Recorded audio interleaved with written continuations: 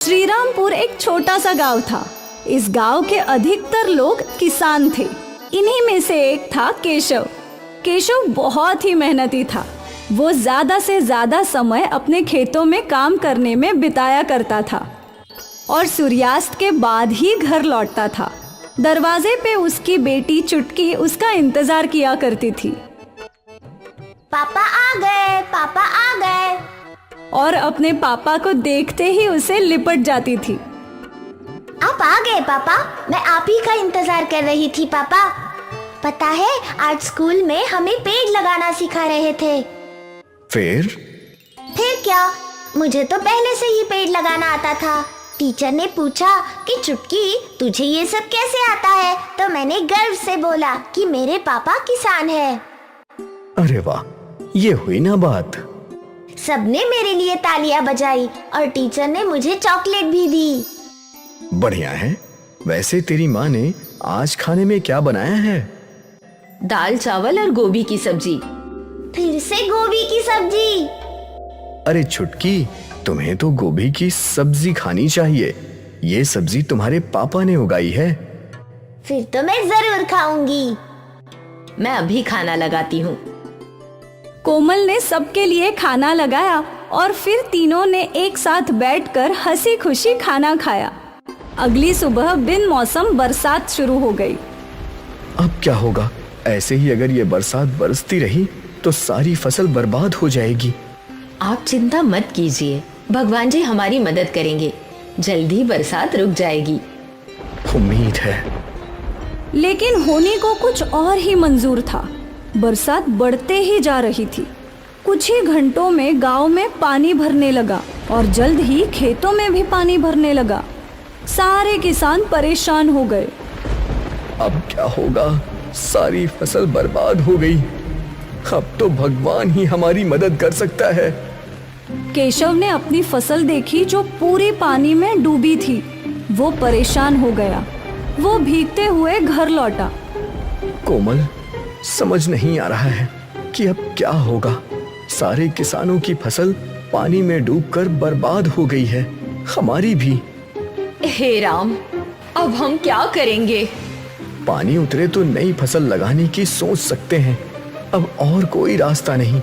हमें इंतजार ही करना होगा बरसात रुकने और पानी उतरने का। हाँ, आप चिंता मत कीजिए। नई फसल लगाने में मैं आपकी मदद करूंगी। केशव और कोमल चिंतित थे। खारी बरसात रुकी ही नहीं और पानी का स्तर बढ़ता ही जा रहा था। गांव के निजाले हिस्सों में घर डूबने लगे थे। केशव और सारे गांव वाले उन लोगों को बचाने निकले थे। कमर तक पानी में चलकर केशव बच्चों और बुजुर्गों को पानी से बाहर निकाल रहा था। फिर एक लगभग डूबे हुए घर से केशव को किसी औरत की आवाज आ रही थी। मुझे बचाओ, बचाओ। केशव उस घर में गया। वहां फंसी हुई औरत को केशव ने घर से बाहर निकाला, पर बस उसी वक्त वो घर बह गया। केशव के ऊपर छत गिरी और वो बुरे तरीके से घायल हो गया। कुछ गांव वालों ने केशव को बाहर निकाला। केशव बेहोशी के आलम में घर पहुंचा। इन्हें क्या हुआ? किसी की मदद कर रहे थे पर घर ढह गया और इन्हें गहरी चोट आई है। हे राम! कोमल केशव की देखभाल करने लगी और कुछ ही देर में डॉक्टर आ गए। लगता है कोई भारी चीज इनके सिर पर गिरी है। इन्हें कब होश में आएगा ये पता नहीं। पर कोई तो इलाज होगा इनको ठीक करने का। शहर में MRI स्कैन करके पता कर सकते हैं कि इन्हें क्या हुआ है। पर भारी बरसात के कारण शहर जाने वाले सारे रास्ते बंद हैं। अगले कुछ दिनों तक इनकी घर पर ही देखभाल करनी होगी। ठीक है। डॉक्टर दवाई देकर चले गए। माँ, पापा ठीक तो हो जाएंगे ना? हाँ, भगवान जी है ना। कुछ देर बाद चुटकी सो गई, पर कोमल को चिंता के कारण नींद ही नहीं आ रही थी। अगली सुबह बरसात थम गई और खेतों से पानी उतरने लगा। किसान वापस तैयार हो गए नई फसल बोने के लिए। यहाँ केशव तो बिस्तर पे था तो कोमल तैयार हो गई खेती करने। चुटकी बेटा, अपने पापा का ख्याल रखना। मैं खेतों में थोड़ा काम करके आती हूँ। ठीक है माँ। कोमल खेत पहुंची तो उसके खेत में पानी तो नहीं था, पर मिट्टी अभी गीली थी। कोमल ने मिट्टी को उठाकर देखा। इस मिट्टी में कोई भी फसल कैसे उगेगी, लेकिन मुझे कोशिश करनी चाहिए। कोमल ने खेतों में बीज बोना शुरू कर दिया। कुछ घंटे बीत गए। अब उम्मीद है कि कुछ दिनों में बीजों को अंकुर फूटे। इतना मिट्टी पानी में है कि कुछ दिन पानी डालने की जरूरत ही नहीं। खेतों का काम खत्म करके कोमल घर चली गई। लगभग 4 दिन बाद कोमल वापस खेत आई। उसने देखा कि उसने बोए हुए सारे बीज मिट्टी के ऊपर है। हे राम, इतनी गीली मिट्टी में मैं कैसे फसल उगाऊंगी। अपने खेतों की ये हालत देखकर कोमल की आंखों में आंसू आ गए। अपनी परिस्थितियों को कैसे बदला जाए ये सोचते सोचते कोमल तालाब के रास्ते चल पड़ी। भगवान जी, मेरी मदद कीजिए। मेरे पति की ये हालत है और खेतों में कुछ उग ही नहीं रहा। ऐसा चलता रहा तो मेरा पूरा परिवार बर्बाद हो जाएगा। भगवान जी। कोमल रो रही थी और तभी उसके सामने तालाब से एक मत्स्य कन्या आई। पुत्री, रो मत पुत्री। देवी, कैसे ना रो। आप तो मेरी परिस्थिति जानती है। मेरे पति को होश ही नहीं आ रहा और हमारे खेत पानी की वजह से बर्बाद हो गए हैं। मत्स्य कन्या ने अपनी जादू से एक घड़ा बनाया। ये लो पुत्री, इसके अंदर जादुई बीज है। तुम इन्हें अपने खेतों में बो दो। तुम्हारे खेतों में मछलियों की खेती होगी, जिससे तुम्हें अच्छा खासा मुनाफा हो जाएगा। और इस घड़े में जो पानी बचेगा वो भी जादुई है। उस पानी को अपने पति के माथे पर लगाना, वो तुरंत ही जाग जाएंगे। धन्यवाद देवी, आपका बहुत बहुत शुक्रिया। मत्स्य कन्या वापस तालाब में समा गई। घड़ा लेकर कोमल अपने खेत पहुंची। कोमल ने उस घड़े के अंदर जो छोटी छोटी मछलियों की बीज थी उन्हें अपने खेतों में छिड़क दिया। जब सारे बीज खत्म हो गए, अब इसमें बस पानी है, जादुई पानी। वो जादुई पानी लेकर कोमल अपने घर पहुंची और फिर उसने अपने हाथों से वो पानी केशव के माथे पर लगा दिया और कुछ ही पलों में केशव ने अपनी आंखें खोली।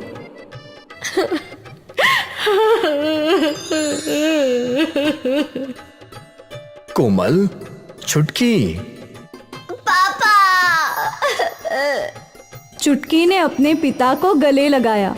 केशव और कोमल की आंखों में अभी भी आंसू थे। मैं कितने दिनों से बेहोश था।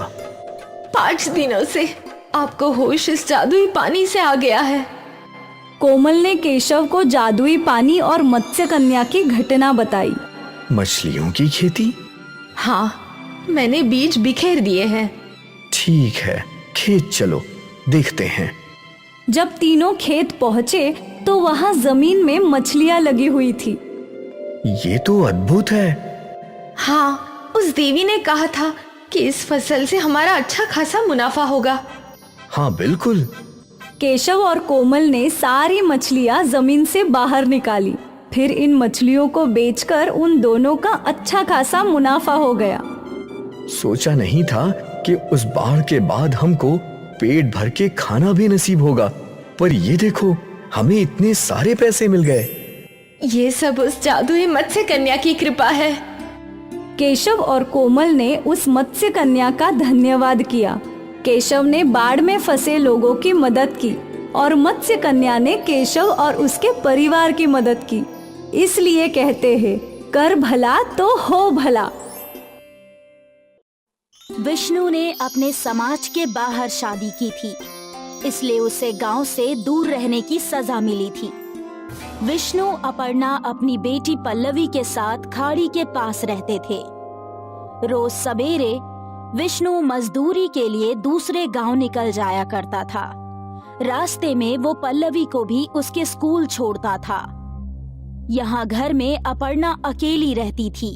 घर का सारा काम करने के बाद भी उसके पास समय रहता था, इसलिए वो खाड़ी से मछलियाँ पकड़ती थी। रोज मछलियाँ पकड़ पकड़ कर अपर्णा इस काम में माहिर हो गई थी।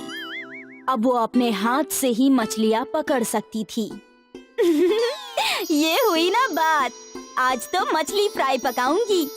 जो भी मछली अपर्णा खाड़ी में पकड़ती थी उसे वो घर ले जाकर साफ करके पकाया करती थी।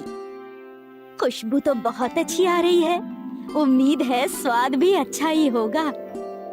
शाम को जब विष्णु और पल्लवी घर लौटते थे तो अपर्णा उन्हें खाने के साथ साथ मछली भी देती थी। चक्कर बताओ, आज कैसी बनी है? माँ, इसमें चखना क्या है? आपने बनाई है तो अच्छी ही बनाई होगी। अच्छा, ऐसी बात है? हाँ माँ, मैं जब आपके हाथ से बनी मछली अपने दोस्तों को खिलाती हूँ ना, तो वो लोग पूरा डिब्बा चट कर जाते हैं और फिर बोलते हैं कि तेरी माँ बहुत अच्छी मछली बनाती है। अच्छी बात है। हाँ हाँ, मछली तो तुम बहुत ही अच्छी बनाती हो अपर्णा, इसमें कोई शक नहीं। मछली से याद आया, मैं सोच रही हूँ कि मैं रोज ज्यादा मछलियाँ पकड़कर उन्हें बाजार में बेचूं। इससे मुझे कुछ पैसे भी मिल जाएंगे। हाँ, बेच तो सकती हो, तुम्हें तो मछलियाँ पकड़ना भी आता है। हाँ?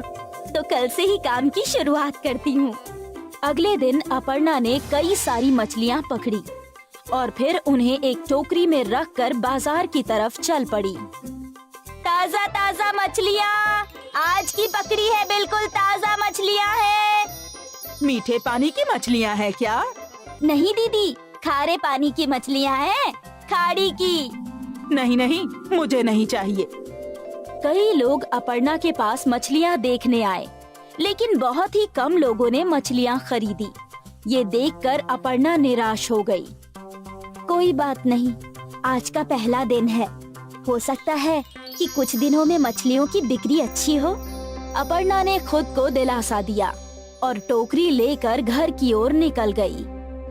अगले दिन भी अपर्णा ने ताजी मछलियाँ पकड़ी और उन्हें बेचने के लिए बाजार पहुँची। मछलियाँ ले लो, ताजी ताजी मछलियाँ। आज भी वही हाल था, मछलियाँ बिक ही नहीं रही थी। ऐसा कई दिनों तक होता रहा और फिर अपर्णा पूरी तरह निराश हो गई। वो मछलियों की भरी हुई टोकरी लेकर घर पहुंची। उदास होकर उसने खाना पकाया। विष्णु जब घर लौटा तो वो समझ गया था कि उसकी पत्नी का मूड खराब है। क्या बात है अपर्णा? सोचा था कि मछलियाँ बेचकर कुछ पैसे कमा लूंगी, पर मेरी मछलियाँ तो कोई खरीदता ही नहीं। अरे, मछलियों के बदले अगर तुम अपना मछली भात बेचती तो सब खरीदते। आप भी ना मेरा मजाक उड़ा रहे हैं। अरे नहीं नहीं, मैं तुम्हारा मजाक क्यों उड़ाऊंगा? मैं सच बोल रहा हूँ। तुम स्वादिष्ट मछली भात बनाती हो और मछलियाँ खुद ही पकड़ती हो, तो तुम दाम भी कम रख सकती हो। एक बार सोच कर देखो। विष्णु ये बात बोलकर घर के बाहर चला गया और अपर्णा इस बात के बारे में सोचने लगी। सभी लोग मेरी मछली भात की तारीफ करते हैं, तो मैं एक बार कोशिश करके देख ही सकती हूँ। मुझे तो वैसे भी पैसे ही कमाने हैं, मछली से कमाऊं या फिर मछली भात से, क्या फर्क पड़ता है। अब अपर्णा के चेहरे पर मुस्कान आई और वो एक और कोशिश करने के लिए तैयार थी। अगले दिन अपर्णा ने ताजी मछलियाँ पकड़ी और फिर उन मछलियों को पकाया। जब सब तैयार हो गया तो अपर्णा ने एक डिब्बे में मछली और दूसरे डिब्बे में भात भर लिया और वो झोला लेकर घर से बाहर निकल गई। अपर्णा बाजार में पहुंची। मछली भात, बस 25 रुपए में मछली भात। मछली भात सुनते ही ग्राहक खींचे चले आए। ताजा मच्छी है ना? हाँ, आज सुबह ही पकड़ी है। ठीक है, मुझे एक प्लेट दे दो। अपर्णा ने उस आदमी को एक प्लेट मछली भात दी। वो आदमी वहीं खड़े रहकर खाने लगा। उसकी मछली की खुशबू फैलने लगी और कई और ग्राहक अपर्णा के पास आए। मुझे भी एक प्लेट देना। जी। जैसे जैसे ग्राहक आते जा रहे थे, अपर्णा सभी को मछली भात देती जा रही थी। वो खुश थी हर प्लेट के उसे 25 रुपए मिल रहे थे और थोड़ी देर में ही उसका सारा मछली भात खत्म हो गया और वो अपने घर की ओर चल पड़ी। शाम को जब विष्णु घर आया तो अपर्णा ने विष्णु के सामने जलेबी रखी। जलेबी? अरे ये किस खुशी में? तुम खाओ तो बताती हूँ। तीनों जलेबी खा रहे थे और अपर्णा ने विष्णु को आज का किस्सा सुनाया। मैं नहीं कहता था कि तुम्हारा मछली भात बहुत बिकेगा। अब लाओ मुझे भी मछली भात खिलाओ। अरे रे वो तो सारा बिक गया। क्या? और उस दिन से अपर्णा के मछली भात का व्यापार चल पड़ा। लोग इंतजार करते थे कि कब अपर्णा बाजार आएगी। अरे वो देखो मछली भात वाली आ गई। उसके आते ही उसके आसपास भीड़ जमा हो जाया करती थी। अपने कमाए हुए पैसों से अपर्णा ने घर की मरम्मत करवाई। विष्णु भी अपर्णा का हाथ बटाता था मछली भात बनाकर बेचने में। विष्णु ने मजदूरी करनी छोड़ दी। मियाँ बीवी मिलकर मछली भात बेचते थे। बाजार में उनकी दुकान भी खुल गई थी। मछली भात का बिजनेस चल पड़ा और थोड़े ही दिनों में पूरे गांव में अपर्णा मछली भात वाली मशहूर हो गई। अब उसका पूरा परिवार इसी काम में उसका हाथ बटाने लगा। रामनगर में सोहन नाम का एक मछुआरा रहता था। उसके पास बड़ी सी नाव थी जिससे वह रोज सुबह जाकर नदी में मछलियां पकड़ा करता था। सोहन उस गांव का सबसे अमीर मछुआरा था। सभी मछुआरे सोहन की इस बात से बहुत जलते थे, लेकिन सोहन रोज सबसे ज्यादा मछलियां पकड़ कर लाता और उन्हें बाजार में ले जाकर बेच देता था। अरे सोहन भैया, तुम इतनी सारी मछलियां पकड़ लाते हो, तुम्हारी तो बहुत अच्छी कमाई होती होगी। जो भी है ऊपर वाले की देन है, उनके वजह से सब कुछ भला चंगा चल रहा है। चलो इसी बात पर आज तुम्हारे तरफ से हम सभी को पार्टी। ऐसे ही सोहन का मछली का व्यापार ठीक ठाक चल रहा था। सोहन दिल का भला इंसान था, इसलिए उसके दोस्त हमेशा उससे पैसे ऐंठा करते थे। लेकिन इस बात से उसकी पत्नी विमला को बहुत जलन होती थी। क्या मिला आज तक किसी को भी समाज सेवा करके? और समाज सेवा करने की जरूरत ही क्या है? भगवान ने सबको हाथ पैर दिए हैं, खुद मेहनत करे और खुद खाए। तुम्हारी बात सही है भाग्यवान, लेकिन अब हमें किसी चीज की कोई जरूरत नहीं है और यार दोस्त के साथ पार्टी करने में क्या बुराई है?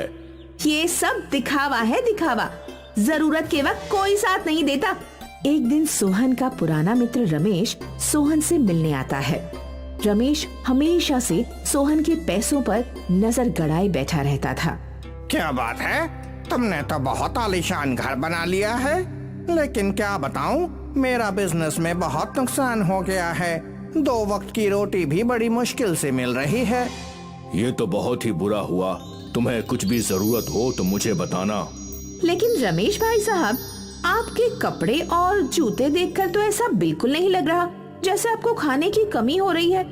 आपका पेट भी आपके शर्ट की बटन से बाहर झांक रहा है।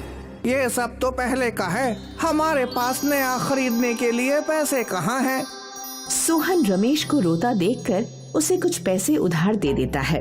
रमेश वहाँ से खुशी खुशी पैसे लेकर चला जाता है, लेकिन विमला सोहन से गुस्सा हो जाती है। सोहन को हमेशा लगता था कि विमला उसे अच्छे काम करने से रोकती है, लेकिन ऐसा नहीं था। आज तो बड़ी सारी मछलियाँ हाथ लगी हैं, अच्छी कमाई होगी, इसे ले जाकर मार्केट में बेच देता हूँ। सोहन की मछलियाँ हाथों हाथ बिक जाती हैं। यह देखकर सोहन बहुत खुश होता है। जल्दी ही अपना सामान लेकर वापस घर चला जाता है। क्या हुआ, आज बहुत जल्दी घर आ गए? ज्यादा मछली हाथ नहीं लगी क्या? क्या बताऊं भाग्यवान, आज तो बहुत अच्छी बिक्री हुई।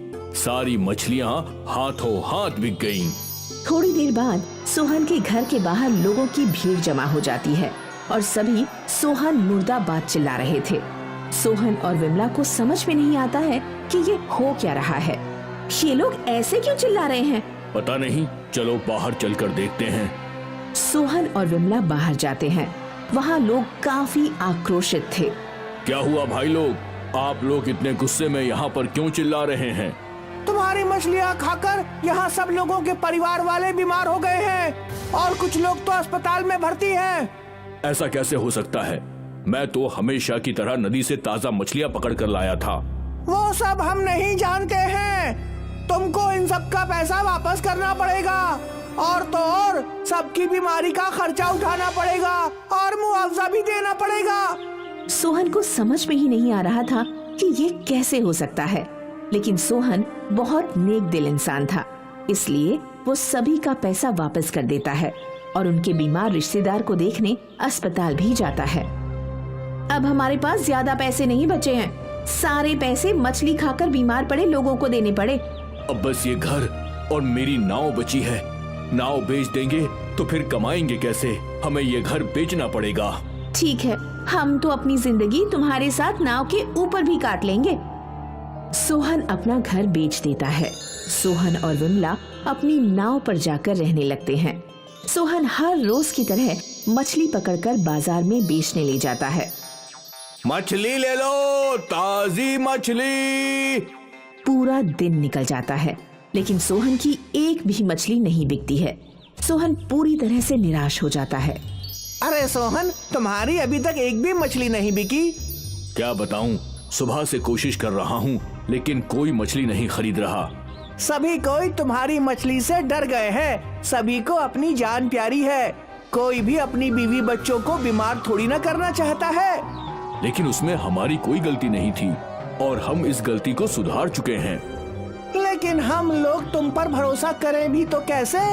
एक बार धोखा खाया हुआ इंसान वापस धोखा नहीं खाना चाहता है। सोहन अपने मित्र के मुंह से ऐसी बात सुनकर निराश हो जाता है और वापस विमला के पास नाव पर चला जाता है।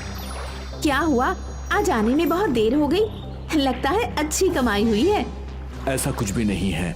आज एक भी मछली नहीं बिकी। कोई हमसे मछली खरीदना नहीं चाहता है। तो क्यों ना आप अपने दोस्त रमेश से मदद मांगे? आखिरकार आपने भी तो उसकी जरूरत के वक्त पर मदद की थी ना। अब सब कुछ बदल गया है। जब तक मेरे पास पैसे थे, लोग मुझसे मदद मांगने आया करते थे, लेकिन अब सब लोग मेरी हालत का मजाक उड़ा रहे हैं। हम कल फिर से मछलियाँ पकड़कर नदी के उस पार वाले गांव में बेचने जाएंगे। वहाँ हमें कोई नहीं जानता है। ठीक है, तुम कहती हो तो कल हम उस गांव में भी जाकर देख लेते हैं। अगले दिन सोहन और विमला जब मछलियाँ पकड़ने पानी में अपनी नाव को नदी में उतारते हैं, तो बाकी मछुआरे उनका विरोध करने लगते हैं। तुम नदी के पानी में अपनी नाव नहीं उतार सकते। ऐसा क्यों बोल रहे हो मदन भैया? एक बार तुम हम सबकी जान खतरे में डाल चुके हो, लेकिन अब हम ऐसा नहीं करने देंगे। ठीक है, हम अपनी नाव लेकर इस गांव से चले जाते हैं। विमला और सोहन अपनी नाव लेकर नदी में निकल जाते हैं और घंटों तक पानी में चलते रहते हैं। उन्हें आसपास कोई गांव नजर नहीं आता। तभी विमला को पानी में सोने की तरह चमकती हुई एक मछली नजर आती है। विमला तुरंत जाल पानी में डालकर उस सुनहरी मछली को पकड़ लेती है। ये तो कोई जादुई मछली लगती है। इसका रंग तो देखो, सोने की तरह चमक रहा है। अगर सुनहरी मछली को बाजार में बेचेंगे तो अच्छी कीमत मिलेगी। हमें मछली को संभाल कर रखना चाहिए और हम इस मछली का फार्मिंग करेंगे और इसके सुनहरे अंडों को बाजार में बेचेंगे। तुमने वो कहावत नहीं सुनी, सोना देने वाली मुर्गी को काटा नहीं जाता? सही कहा तुमने। विमला और सोहन एक गांव में पहुंचते हैं और वहां पर अपनी नाव बेचकर थोड़ी जमीन खरीदकर वहां पर तालाब बनाते हैं और सुनहरी मछली की फार्मिंग शुरू करते हैं। कुछ ही दिनों में सुनहरी मछली सुनहरे अंडे देती है। हम इस सोने के अंडे को बेचकर ढेर सारे पैसे कमा लेंगे। धीरे धीरे सोने के अंडे को बेचकर विमला और सोहन फिर से अमीर बन जाते हैं और वापस अपने गांव चले जाते हैं। सोहन के पास पैसे देखकर गांव वाले फिर से सोहन से पैसे मांगने आ जाते हैं। अरे दोस्तों की बातों का बुरा नहीं मानते हैं, तू तो मेरा जिगरी यार है। झूठी दोस्ती का दिखावा करना बंद कर दो। हमें जब जरूरत थी तो तुमने हमें ताना मारकर हमारा मजाक बनाया। चले जाओ यहाँ से। सोहन इंसान को पहचानने लगा था और धोखेबाज दोस्तों से दूर ही रहता था। सुनहरी मछली की मदद से उसकी जिंदगी अच्छे से कट रही थी। वसई गांव में एक पढ़ा लिखा नौजवान था, योगेश। योगेश की शादी उसी के गांव की एक लड़की शेवंता से हुई थी। शेवंता एक मच्छी मार परिवार से थी। शादी के बाद दोनों बहुत खुश थे। शेवंता योगेश को रोज टिफिन दिया करती थी और योगेश रोज अपने दफ्तर चला जाया करता था। इनकी जिंदगी अच्छी कट रही थी और फिर 2 साल बाद शेवंता ने एक बेटे को जन्म दिया। अब दोनों की खुशियों का ठिकाना नहीं था, लेकिन एक दिन योगेश हाथों में एक चिट्ठी लेकर घर लौटा और वो उस चिट्ठी को पकड़कर रोने लगा। काय झाला? तुम काय को रो रहे हो? मेरी नौकरी। क्या हुआ नौकरी को? मैं जहाँ काम करता था वो कंपनी बंद हो गई और अगबाई, लेकिन तुम रो मत। हाँ, तुमको कोई और नौकरी जरूर मिल जाएगी। लेकिन अब घर का खर्चा कैसे चलेगा? योगेश फूट फूट कर रोने लगा और पूरा दिन काम करते करते शेवंता सिर्फ अब घर खर्च के बारे में ही सोच रही थी। और रात को सोते समय, तुम फिक्र मत करो, मैं कुछ न कुछ जरूर कर लेगी। और फिर तुम भी दूसरी नौकरी ढूंढ ही रहे हो ना? ये बुरा वक्त है, जल्दी ही बीत जाएगा। और अगले दिन सुबह सुबह शेवंता मच्छी खरीदने दरिया के पास पहुंची। उसने मछुआरों से मछलियां खरीदी और उन्हें पैसे दे दिए और फिर गांव लौटकर, मछली वाली, ताजी ताजी मच्छी ले लो। शेवंता गांव-गांव घूमकर मछलियां बेचने लगी। उसे दिन भर में अच्छे खासे पैसे मिल जाया करते थे। मिले हुए पैसे में से शेवंता कुछ पैसे अपने घर खर्च के लिए रखती थी और कुछ पैसे अलग से संभाल कर रख दिया करती थी। शिव भी रोज तैयार होकर काम की तलाश में निकल जाया करता था, लेकिन रोज निराश घर लौटता था। ये सिलसिला कई महीनों तक चलता रहा। शेवंता रोज मछलियां बेचा करती थी। मछली वाली, ताजी ताजी मच्छी ले लो। और फिर शाम को जब योगेश निराश बैठा करता था तो वो उसे तेल की मालिश किया करती थी। एक दिन शेवंता ने देखा कि उसके जमाए हुए पैसे अच्छे खासे हो चुके थे। वो योगेश के पास गई। मैं क्या कहती है, तुमको नौकरी ये क्यों करनी है? तुम कोई व्यापार क्यों नहीं करते? व्यापार करने में पूंजी लगती है, वो कहाँ से लाऊंगा? शेवंता वो बचाए हुए पैसे ले आई। ये मैंने जमाए हैं, तुम इससे अपना व्यापार शुरू कर सकते हो। शेवंता के जमाए हुए पैसे देखकर योगेश की आंखें भर आईं। और फिर योगेश ने गांव में एक दुकान खोली। इसके बाद योगेश और शेवंता की आर्थिक स्थिति धीरे धीरे बेहतर होने लगी और फिर शेवंता ने गांव में घूम घूम कर मछलियां बेचना भी बंद कर दिया। इस कहानी ने हमें ये सिखाया कि कोशिश करने वालों की कभी हार नहीं होती।